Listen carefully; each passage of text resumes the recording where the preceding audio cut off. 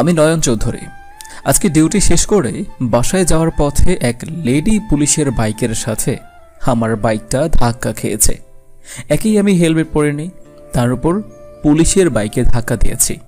তাই আমি ভেবেছিলাম যে পুলিশটা আমার সাথে অনেক খারাপ ব্যবহার করবে, আমার কাছ থেকে ফাইন নেবে। অনেক ভয় পেয়েছিলাম, কিন্তু পুলিশটা আমাকে তেমন কিছুই না বলে শুধু বললেন, এর পরের বার থেকে দেখে শুনে গাড়ি চালাবেন, আর অবশ্যই একটা হেলমেট কিনবেন।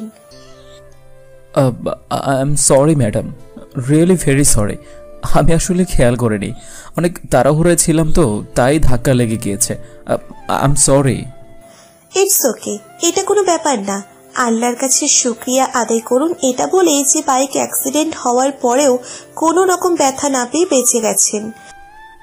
জি অবশ্যই, আসলে দোষটা আমার ছিল। আমি আবার সরি বলছি আপনাকে। ঠিক আছে, আপনি যান এখন। তারপর আমি বাসায় চলে আসলাম।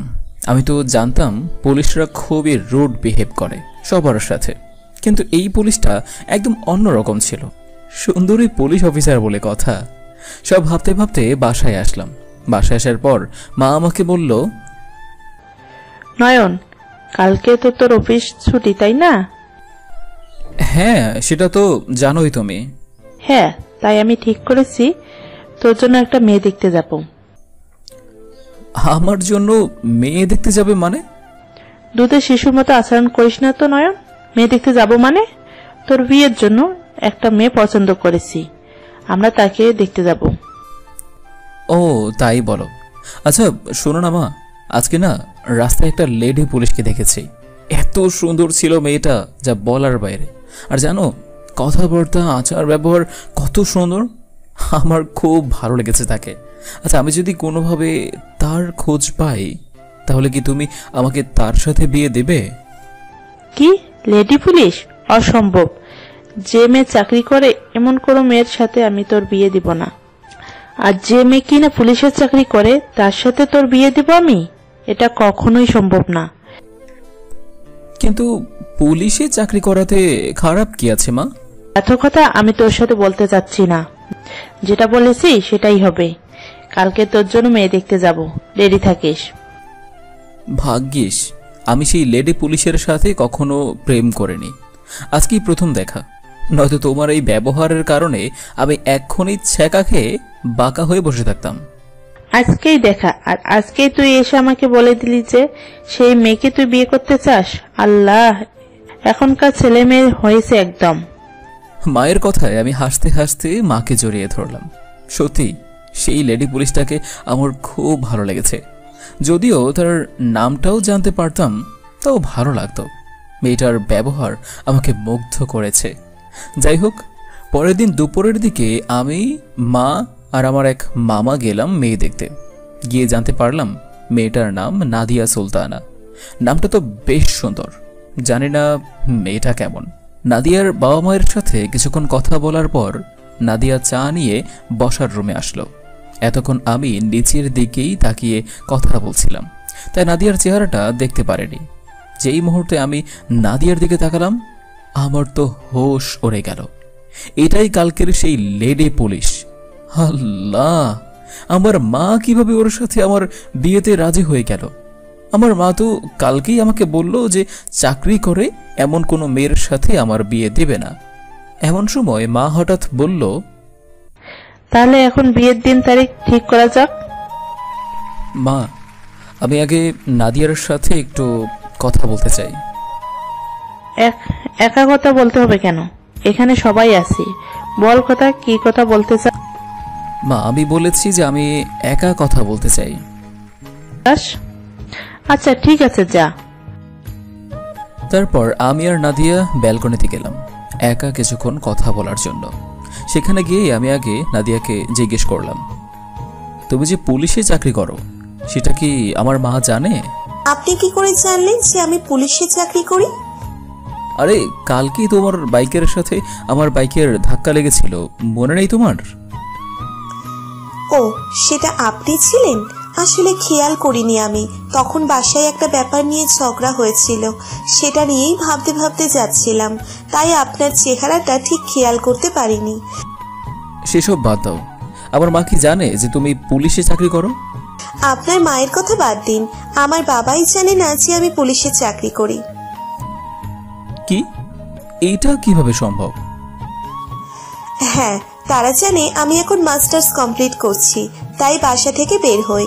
আসলে আমি অনার্সে ওঠার পরপরই এই চাকরিটা পেয়ে গেছিলাম, আর আমার আগে থেকেই স্বপ্ন ছিল যে আমি পুলিশে চাকরি করব।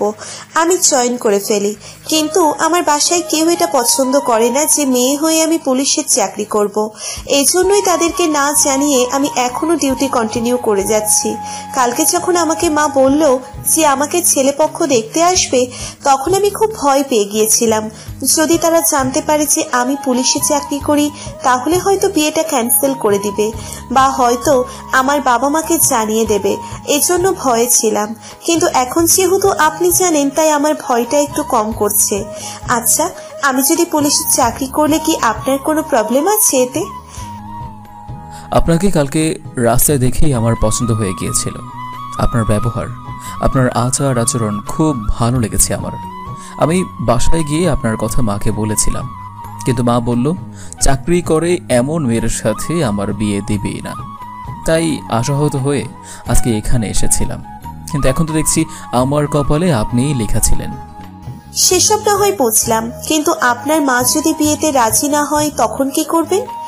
তো বাবা মা যেহেতু এতদিন জানতে পারেনি, আমার মাও জানতে পারবে না। বিয়ের পর জানলেও আমাদের কোনো সমস্যা হবে না। বিয়ের পর তো আর কিছু করতে পারবে না। তখন যদি আমি তোমাকে ডিভোর্স না দেই, তুমি যদি আমাকে ডিভোর্স না দাও, তাহলে আমাদেরকে কেউ আলাদা করতে পারবে না। আপনি সত্যি ভালোবাসেন আমাকে? আমার জব নিয়ে আপনার কোনো প্রবলেম নেই তো? আসলে আমি চাই যে আমার লাইফ পার্টনার হবে সে যেন আমাকে সব কিছুতে সাপোর্ট করে। তাই আপনার যদি আমার এই জব নিয়ে কোনো প্রবলেম থাকে, তাহলে সেটা আগেই বলে দিন। বিয়ের পর এসব নিয়ে ঝামেলা হলে সেটা আমি মানতে পারবো না, আমার খুব খারাপ লাগবে তখন। দেখি আপনার হাতটা দিন। কেন? এটা তো আপনার রুম, তাই না? আপনার কাছে কি কোনো আন্টি নেই? আন্টি তো আছে ড্রেসিং টেবিলের ড্রয়ারের ভিতর। জানতো, একটা আংটি নিয়ে আসুন। এই যে নিন, কিন্তু এটা নিয়ে আপনি কি করবেন? এই যে পরিয়ে দিলাম আপনার আঙুলে, হয়ে গেল আমাদের এঙ্গেজমেন্ট। আপনাকে কথা দিলাম, যাই হয়ে যাক না কেন, সব সময় আমি আপনার সাথেই থাকবো। প্রথম সাক্ষাতেই যে কাউকে এতটা ভালোবাসা যায়, সেটা আপনাকে না দেখলে আমি বুঝতে পারতাম না। So will you marry me, miss Nadia Sultana? Yes, I will. I love you. I love you two.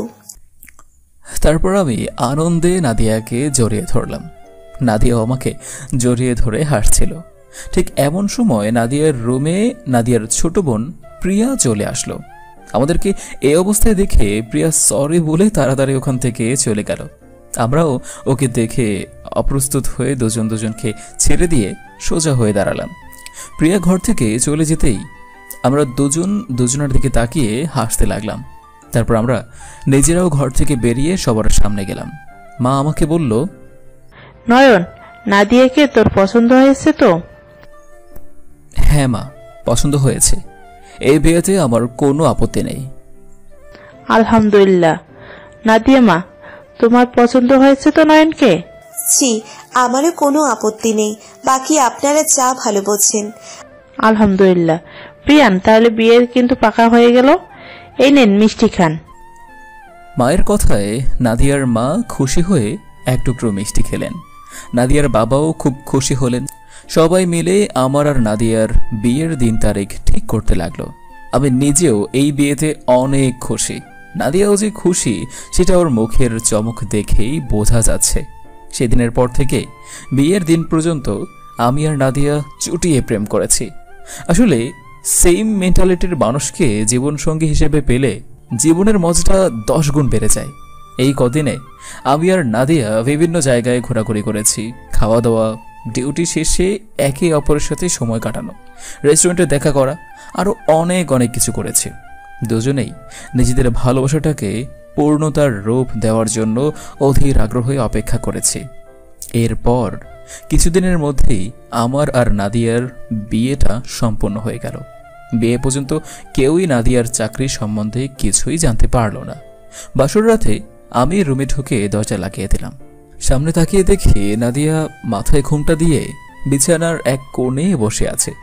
আজকে বিয়ের সাজে ওকে এত সুন্দর লাগছে যা বলার বাইরে। এমনিতেই তো মেয়েটা পরের মতো সুন্দর, আরো এত সুন্দর করে সেজেছে। আমি গিয়ে নাদিয়ার সামনে বসলাম, তারপর ওর থুতনিতে হাত দিয়ে মুখটা উঁচু করলাম। নাদিয়া আমার চোখে চোখ রাখল। দেখলাম নাদিয়ার চোখ দুটো ভেজা। আমি ওকে জিজ্ঞেস করলাম, কি হয়েছে?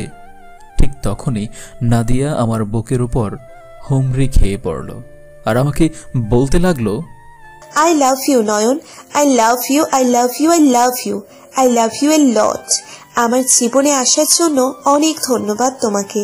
আমি ভেবেছিলাম বিয়ে করতে হলে আমাকে আমার চাকরিটা ছেড়ে দিতে হবে, আমার স্বপ্নটা বিসর্জন দিতে হবে, কিন্তু তুমি আমার স্বপ্নটাকে শেষ হয়ে যেতে দাওনি। তুমি অনেক ভালো নয়ন, অনেক ধন্যবাদ তোমাকে। এই পাগলি, কি হয়েছে? এভাবে কান্না করছো কেন তুমি? আজকেই কান্না করার দিন? হ্যাঁ, এটা আমার আনন্দ অশ্রু, তুমি বুঝতে পারবে না আমি আজকে কতটা খুশি। আমার খুশি হওয়ার পিছনে দুইটা কারণ আছে আজকে। এক নাম্বারটা হচ্ছে ভালোবাসার মানুষকে কাছে পাওয়ার আনন্দ, আর একটা হচ্ছে স্বপ্নকে নিজের কাছে রাখার আনন্দ। তোমাকে তো কথা দিয়েছিলাম, যাই হয়ে যাক না কেন সব সময় তোমার পাশেই থাকবো। কিন্তু এখন চিন্তার বিষয় হচ্ছে এটাই যে আমি রোজ ডিউটিতে কিভাবে যাব, মানে মাকে আমি কি বলে বাসা থেকে বের হব। সত্যি কথা বললেই বের হবে। আমাদের বৌভাত অনুষ্ঠানটা হওয়ার পরেই আমি বাসার সবাইকে সবটা জানিয়ে দেব। সবাই যদি এটা মেনে না নেয় তখন আমি কি করব? চাকরিটা কি ছেড়ে দিতে হবে আমায়? আমি থাকতে তোমাকে চাকরি ছাড়তে হবে না।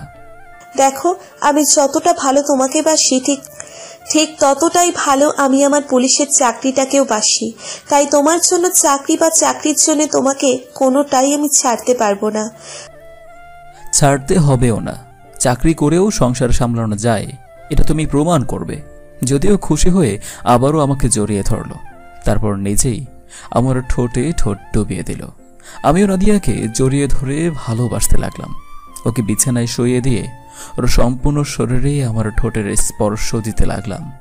আমার এক একটা ঠোঁটের ছোঁয়ায় নাদিয়া কেঁপে কেঁপে উঠছিল, আর আমি ক্রমশ ওর কাছে আরও কাছে যেতে লাগলাম। আস্তে আস্তে আমরা হারিয়ে গেলাম ভালোবাসার রাজ্যে। সকালে উঠে ওয়াশরুমে বসে একে অপরের সাথে দুষ্টুমি করতে করতে গোসলটা সেরে নিলাম। এরপর ধারাবাহিকভাবে অনেক অনুষ্ঠান হলো আমাদের বাসায়। আত্মীয় স্বজন সবার ভিড়ে বেশ কয়েকদিন আমাদের খুব ব্যস্ততার সাথেই কাটল। এভাবে আস্তে আস্তে আমাদের বৌভাতের অনুষ্ঠানটাও শেষ হয়ে গেল। বিয়ের চতুর্থ দিন যখন সব আত্মীয় স্বজন বাসা থেকে চলে গেল, আমি বাবা মাকে ডেকে এনে নাদিয়ার চাকরির কথাটা বলার সিদ্ধান্ত নিলাম। যেই ভাবা সেই কাজ। আমি মাকে ডেকে সোফার রুমে বসতে বললাম। মা বাবা আসার পর আমি বললাম, মা, তোমাদেরকে আমার কিছু জানানোর আছে। কি জানাবি বল? আসলে এই কথাটা হচ্ছে নাদিয়ার বিষয়ে। নাদিয়ার বিষয়ে?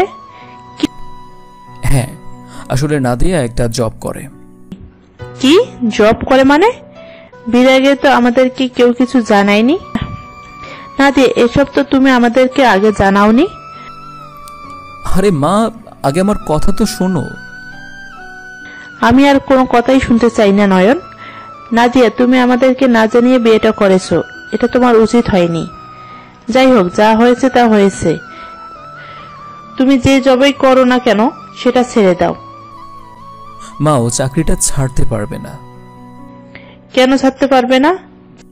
আমি তোমাকে এতদিন বলেছিলাম না যে একটা লেডি পুলিশকে আমার খুব ভালো লেগেছে? নাদিয়াই হচ্ছে সেই লেডি পুলিশ। কি এত বড় সাহস! নাদিয়ার মা বাবা আমাদেরকে একথা আগে না জানিয়ে আমাদের সাথে প্রতারণা করেছে।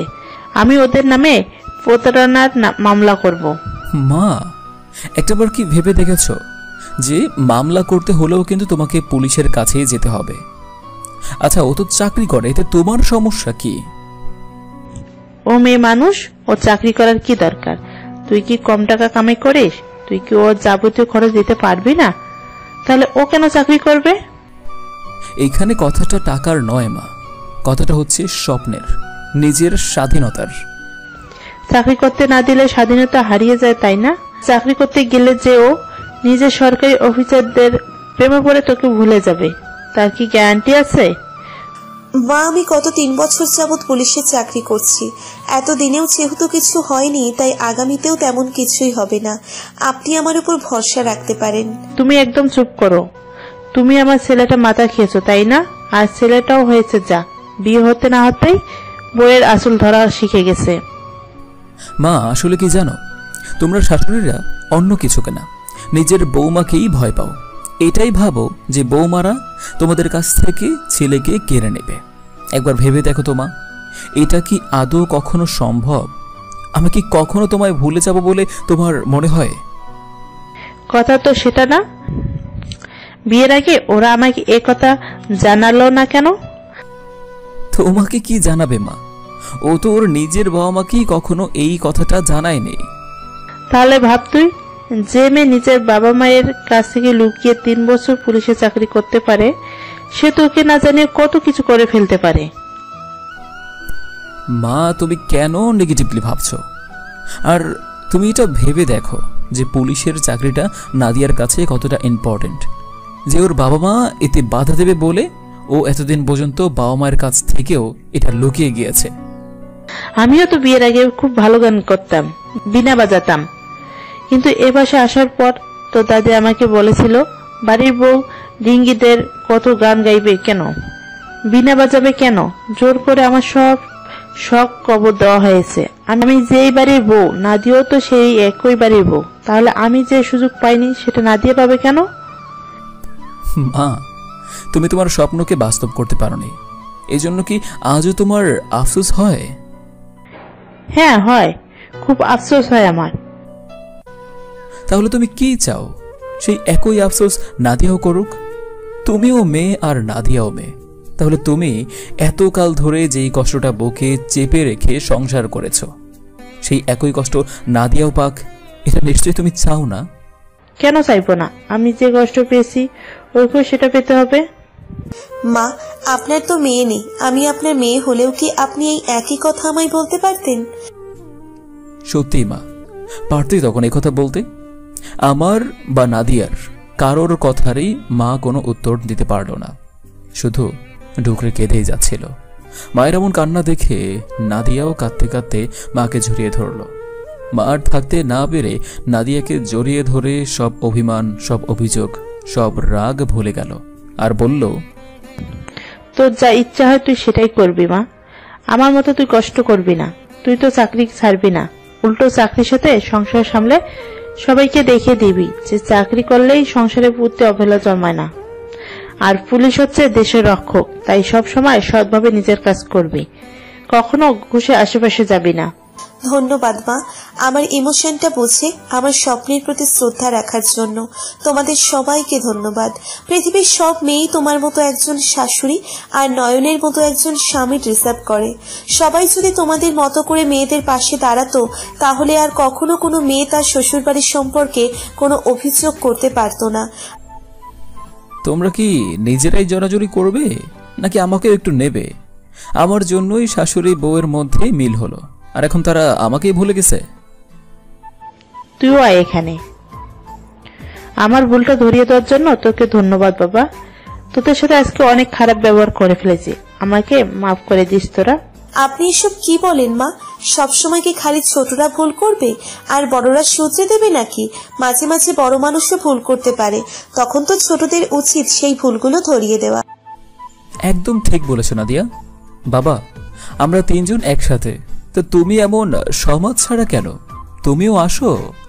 তারপর বাবাও আমাদের পাশে আসলো আর আমাদের সবাইকে জড়িয়ে নিল। তারপর থেকে আর কখনো নাদিয়া আমাদের বাড়িকে শ্বশুর বাড়ি মনে করেনি, এটা যেন ওর নিজের বাড়ি হয়ে উঠেছে এখন। না আছে কোনো অশান্তি, না আছে কোনো ভুল বোঝাবুঝি। বাড়ি জুড়ে এখন শুধু সুখ শান্তি বিরাজ করছে।